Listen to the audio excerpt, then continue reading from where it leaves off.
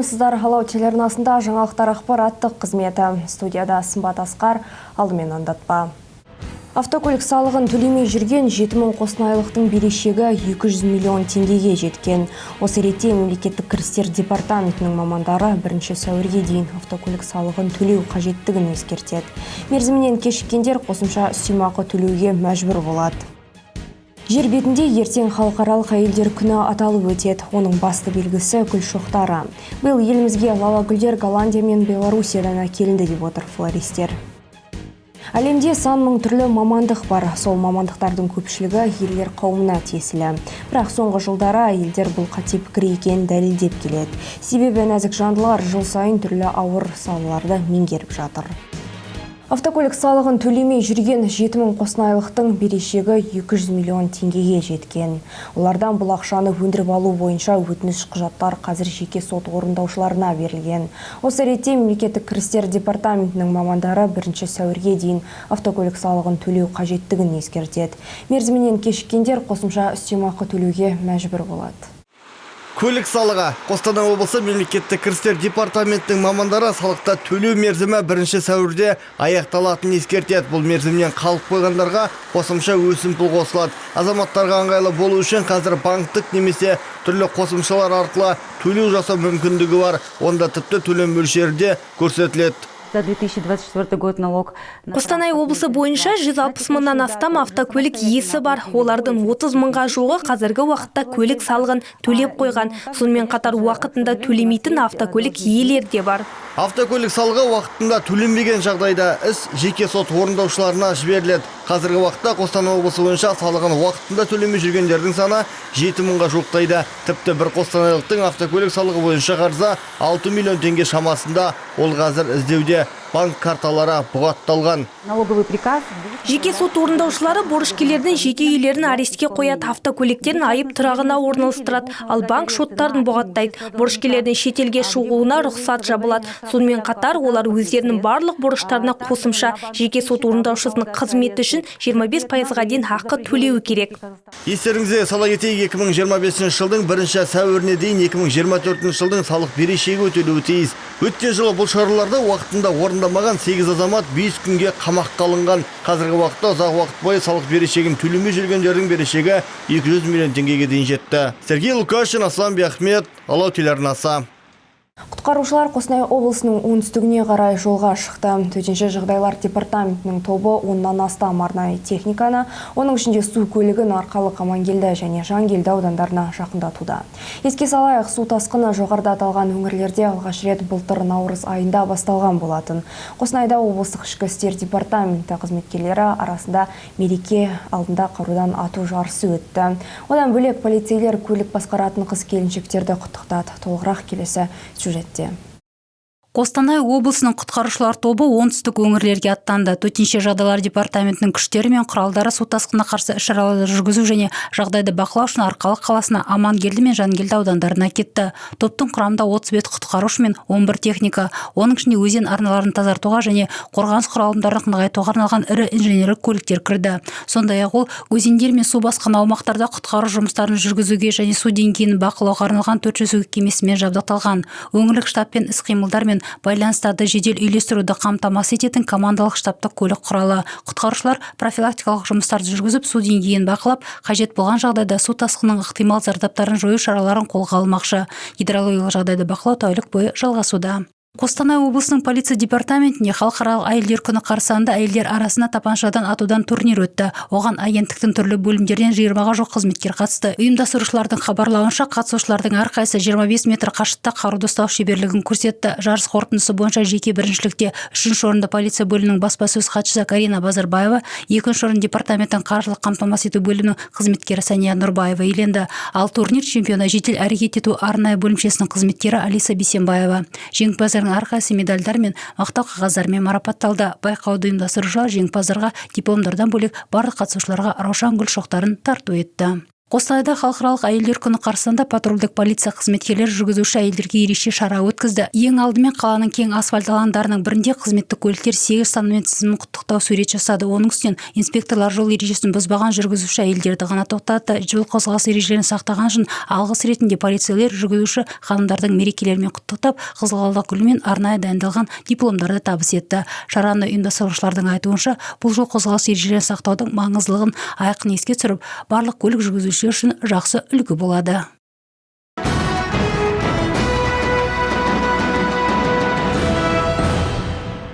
Жер бетінде ертең халықаралық әйелдер күні аталып өтеді. Нәзік жандылардың төл мейрамында басты атрибут ол әрине гүл шоқтары. Әсіресе қызғалдақтардың саудасы қарқынды жүреді. Биыл елімізге лала гүлдер Голландия мен Белоруссиядан әкелінді деп отыр флористер. Менің әріптесім қаладағы гүл дүкендерін аралап, қызғалдақтардың бағамын біліп қайтты. Халықаралық әйелдер күнінің аталып өтуіне небәрі бір күн қалды. Мерекенің басты атрибуты гүл шоқтары екенін барлығымыз білеміз. Біз бүгін арнайлап бір эксперимент жасауға шығып отырмыз. Қазір ерлер қауымынан нәзік жандыларға қандай гүлдер сыйлайтынын бірге біліп көреміз. Иә, ерлердің атаулы мереке қарсаңында гүл дүкендерін аралауы қалыпты жағдай. Жігіттер қауымы жақын қыз-келіншектерін, апа-аналарын қуанту үшін қаражаттарын еш аямайды. Нәзік жандылар мерекесінде қызғалдақтардың саудасы жақсы жүреді. Сондай-ақ раушан гүлдерін сыйлайтындар қатары да аз емес. Обычно покупаю тюльпаны. Әдетте анама қызғалдақтар сыйлаймын, себебі анам оларды қатты жақсы көреді. Жылына бір рет болғандықтан жақсы букет сыйлауға тырысамын. Міне бүгінде бірнеше гүл дүкенін аралап шықтым. Бағалар қолжетімді деуге болады. Бір букет шамамен 10 мыңға шығады. Без разницы. Тут Гүл алғанда бағаға қарамайым, бастысы әсер қалдыратынды әдемі болса болды. Әйеліме раушан гүлдерін сыйға тартамын деп отырмын, ал анама қызғалдақтар берем. пока еще нет Гүл шоқтарын әлі сатып алған жоқпын, ертең алам. Жұбайыма және анама қызғалдақтар сыйлаймын, әр букетке 10 мың теңге жұмсаймын. Қызғалдақтар биыл елімізге Белоруссия мен Нидерланды елінен әкелінді. Флористердің сөзінше, сауда аптаның басынан қызу жүруде. Ерлер қауымы ертерек қамданып, тапсырыстар жасап қойған. Мәселен, оранжерея гүл дүкенінің иесі Виктория Тарабаеваның айтуынша, жігіттердің арасында өз жақындарына 500, тіпті 700 қызғалдақ гүлін сыйлағандар да бар. Преимущество на 8 марта, конечно, покупать. Әйелдер күніне арнайы қызғалдақтар немесе раушан гүлдерінің үлкен ассортиментіне тапсырыс бердік. Биыл қызғалдақтарды 600 теңгеден сатып жатырмыз. Өткен жылы 500-ден болған. Гүлдердің бағасы евро бағамымен байланысты өзгереді. Сәйкесінше евро бағамы өсе, гүлдердің де бағасы қымбаттайды. Атаулы күндерді гүлсіз елестету мүмкін емес. Гүл құрмет, алғыс және сүйіспеншілік белгісі ретінде ұсынылады. Гүл шоғының белгілі бір мағынасы болу үшін флористикадағы ережелерді сақтау керек. Әйгілі шетел жазушысы Роуэн Блассманның қағидаты бойынша гүл сатып алатын кезде оның кімге арналғанын, ол адамға қандай гүлдер ұнайтынын және композицияның текстурасы мен хош иісіне назар аудару керек. Олжас Есенжігітов, Дәуіт Байғонын, Салау телеарнасы. Әлемде сан мың түрлі мамандық бар, сол мамандықтардың көпшілігі ерлер қауымына тиесілі. Бірақ соңғы жылдары елдер бұл қате пікір екенін дәлелдеп келеді. Себебі нәзік жандылар жыл сайын түрлі ауыр салаларды меңгеріп жатыр.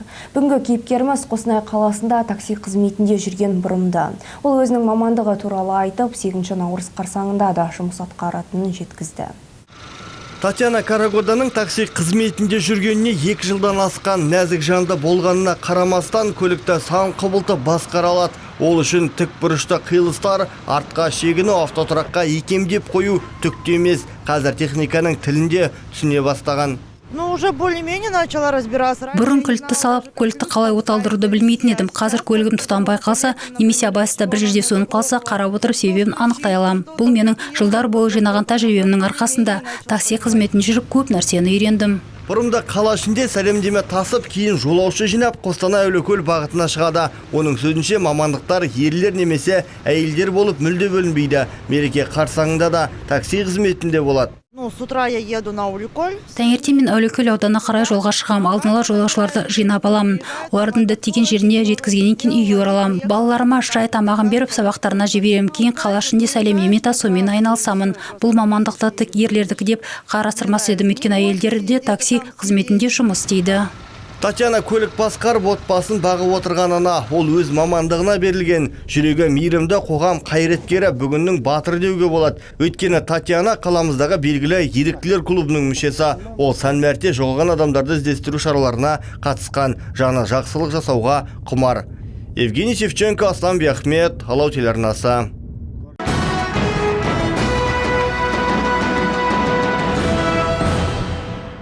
Мерекелік шығарымды әрмен қарай жалғастырамыз. Соңғы рет анаңызға мен сені жақсы көремін деп қашан айттыңыз?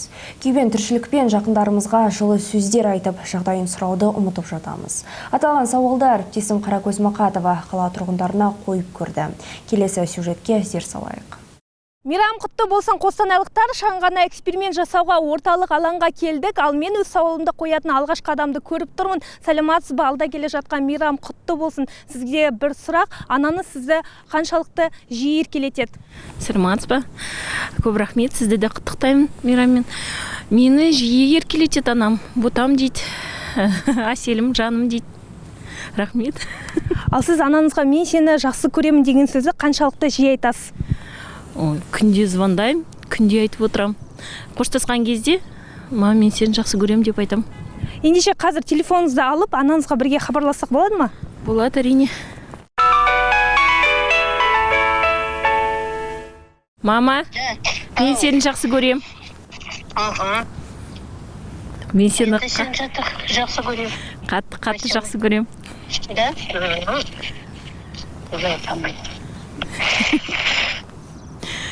Жарайды, пока ма? Сол? Бірдеме керек па? Жоқ. Жақсы көрем деп айтқым келді. Давай, Жарайды, пока. Рахмет үлкен сізге, алда келе жатқан мейрамыңыз құтты болсын. Ал осымен қостанайлықтар біз өзіміздің экспериментімізді әрімен қарай жалғастырамыз.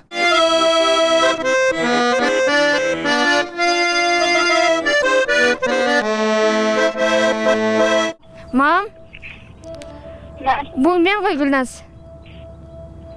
Да, что не видишь? У тебя телефон отключен. Мам, мен сізге бір нәрсе айтайын дегенім, бүгінгі 8-ші келе жатқан 8-ші наурызыңызбен мен сізді қатты жақсы көрем. Ой, жаным, сол, рахмет, жаным. Өзіңде мерекең құтты болсын. Рахмет, мам. Я вас сильно люблю и обожаю. Майя, тебе хотела сказать. Майя, тебя люблю, мен сені жақсы көремін, ма. Майя, ты тоже люблю.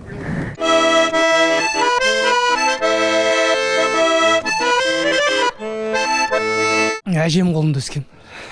Әжем еркелетті ғой енді, немересі болғасын еркелетеді. Әжем мен атам қолында өстім. Еркелеткенде енді сол, ауылда өстік. Әжем жақсы көрген немересі болды. Олар әрбір отбасының тірегі. Сондықтан осы үйдің шырайын келтіретінде, берекесін арттыратында, азаматын сыйлайтында, ұрпақты өсіретінде біздің әйелдер ғой. Сондықтан оларға шынайы тілегімді білдіремін. Оларға денсаулық, таусылмас бақыт, ырыс-береке, молшылық тілеймін. Бүкіл Қазақстан, бүкіл әлемнің әйелдерін осы 8-ші наурыз мейрамымен құттықтаймын. Бақытты, жақсы өмір сүрсін, қиыншылық көрмесін, соғыс болмасын, елімізде тату-тәтті өмір сүре берсін.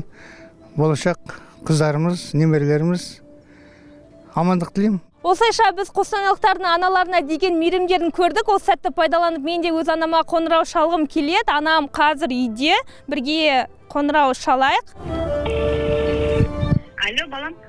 Алло, мама, алда келе жатқан 8-ші наурыз мейрамы құтты болсын. Мен сізді жақсы көрем, сізге тек қана бар жақсылықты тілеймін. Ой, жаным, балам, мен де сені жақсы көрем. Қатты жақсы көрем. Келе жатқан 8-ші наурыз мерекең құтты болсын. Денсаулығың мықты болсын, біз сенен мақтанамыз, үлкен азаматша бол. Рахмет. Рахмет үлкен мама, үйде кездесеміз. Осымен құрметті қостанайлықтар, сіздерді келе жатқан 8-ші наурыз мерекесімен шын жүректен құттықтаймыз. Наурыздың алғашқы аптасында Қостанай қаласында хореографиялық өнердің 33-ші халықаралық байқауы өтті. Шараның мақсаты қатысушылардың көркемдік деңгейін және орындаушылық шеберлігін арттыру. Сол байқауға Юлия Роуд жетекшілік ететін Лисаков қаласынан келген Эдельвейс би ансамблі қатысып, ең жоғарғы марапат гран-приді жеңіп алды. Жеңімпаздардың байқаудан кейінгі көңіл күйі мен алдағы мақсаттары жайында әріптесім айтады. Кезекті байқаудың басталатындығын естіген Эдельвейс би ансамблінің жетекшісі Юлия Роуд оның барлық тәрбиеленушілерінің ішінен ең кішкентайлары қатысады деп шешім қабылдаған. Себебі олар би өнерін жақсы меңгерген және ауқымды байқауға қатысуға толық дайын болған. Тәлімгерлерім әлі жас. Біз алдымен Қостанайдың бағындырғымыз келеді. Содан кейін алыс жақтарға барып өнер көрсеткіміз келеді. Мен бұл байқаудың өтетіні жайында ғаламтордан көрдім. Кейін ата-аналарға жібердім. Олар қатысайық деп қолдап кетті. Эстрадалық би номинациясында бимбом деп аталатын нөмірді тамаша орындау арқылы Лисаковтық жас өнерпаздар гран-при ұтып алды. Балалар тек біздің сахнаны көрді, сыртқа бұған дейін шықпаған, тек халық шараларға қатысып жүрді. Қостанай қаласында өткен халықаралық байқау біздің ең бірінші үлкен сахнамыз болды. Балалардың жүлделі орын алатынына еш күмәнім болған жоқ. Жеңіске жететіндеріне үмітім болды. Бұл біздің бірінші және ең үлкен марапатымыз. Би үшін және осы биде ұзақ уақыт жұмыс істегеніміз үшін алдық. Менде өте жақсы эмоциялар болды. Командаластарым гран-приді не екенін білмегендіктен жылады. Бірақ мен өте қуаныштымын. Өйткені мен гран-приді не екенін білемін. Бұл бірінші орыннан да жақсы. 8 жасар Дарья Таланова ансамбльге 2 жыл қатысады. Бұрында мұндай деңгейдегі жарыста өнер көрсету қорқынышты емес екенін айтады. Ең бастысы жақындарының қолдауы болған. Кіші командада барлығы 20 қыз бар. Олар аэробика мен музыканы сезінуді және дене қалпын сақтауды үйренеді. Өткен жолы үлкен топтың қыздарын алдық. Бұл жолы кішілері, келесі жолы орта топ барады. Бұл жарыстарға әркім қатысып көру керек. Себебі әрқайсы үлкен жарыстардың деңгейін және қалай өтетінін білу керек. Осының арқасында тәжірибе жиналады. Маған тәлімгердің тәртібі де қатаңдығы да ұнайды. Ол кісі өз ісінің хас шебері. Балалардың көңіл күйін оқи алады. Бұл біз үшін өте маңызды. Спасибо за то, что вы есть. Көркем жетекшіге ата-аналарда бірігіп тосынсы ұйымдастырып, оны байқаудағы жеңісімен құттықтады. Оқушылардың еңбегі мен кәсіби дайындығына ризашылықтарын білдірді. Дәуіт Байғоныс Акцент телекомпаниясының көмегімен Лисаков қаласы.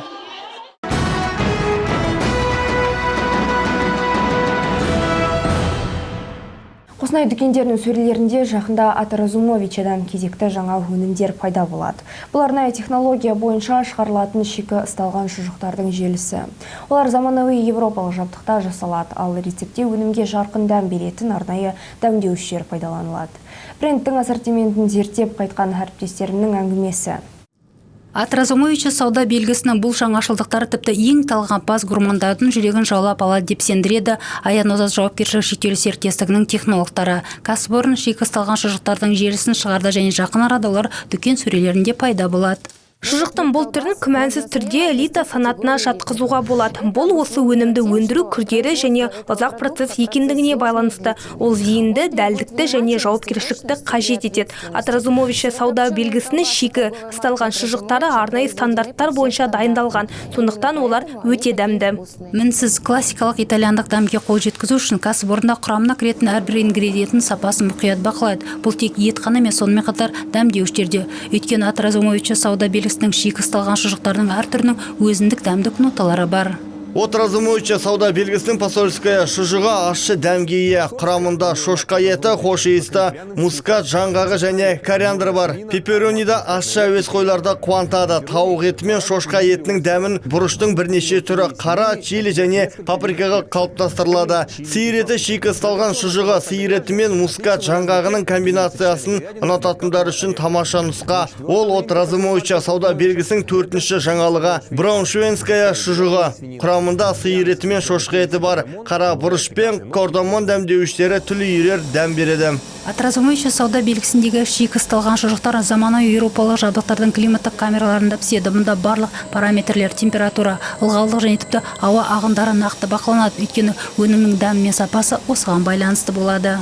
Шикі ысталған шұжықтар алдын ала термиялық өңдеусіз екі күйінде ысталады. Өндіріс процесі орта есеппен 1 айға созылады. Қалыптасқан пішіндер отырып, ысталып, содан кейін кептіруге дейін. Олар осы уақыт ішінде кептіріліп, түтінге хош иіспен қанығып, дәмдеуіштермен толғады.